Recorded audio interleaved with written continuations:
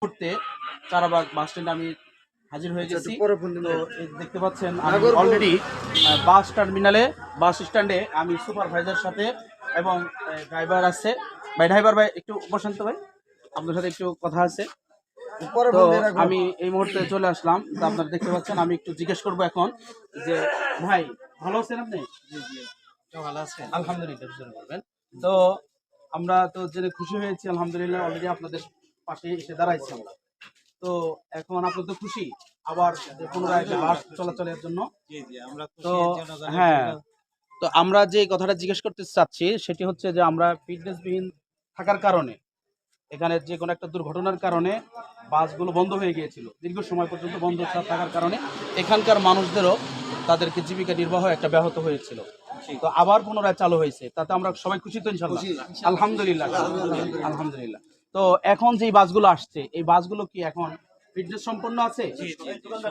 প্রিয় ভিউয়ার্স, আপনারা যে শুনতে পারলেন যে এই যে সুপারভাইজার ভাই উনি বলছেন যে এখন বর্তমানে যে বাসগুলো আসছে সব বাসগুলো ফিটনেস সম্পন্ন আলহামদুলিল্লাহ।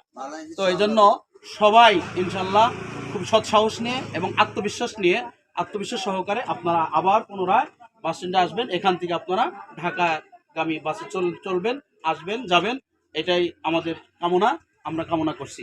ভাই আপনার কাছ থেকে একটু বলি, তো আপনাদের জন্য আমার পক্ষ থেকে বা সকলের পক্ষ থেকে আপনাদের কাছে একটা আবদার থাকবে যে আপনারা সব সময় খুব চৌকান্না সহকারে আপনারা বাসগুলো চালাবেন। কি কথা দিলেন? ইনশাআল্লাহ ইনশাআল্লাহ। আপনারা একটু সবাই সকলকে উদ্দেশ্য করে বলেন যে আপনারা আসবেন, আপনারা সবাই আসবেন, আমরা সবাই সচেতনভাবে গাড়ি চালাবো এবং আমাদের গাড়ি সবে যে কটা চলবে সবই ফিটনেস বহনকারী। জি ভাই, আপনারা তো শুনলেন, ড্রাইভারের কাছ থেকে শুনলেন, সুপারভাইজারের কাছ থেকে শুনলেন। সকলকে ধন্যবাদ। ভালো থাকবেন, সুস্থ থাকবেন। নিরাপদ আমরা রাস্তা চাই, নিরাপদ সড়ক চাই, নিরাপদ ড্রাইভার চাই, সুস্থ মস্তিষ্ক সম্পন্ন ড্রাইভার চাই। ধন্যবাদ সবাইকে।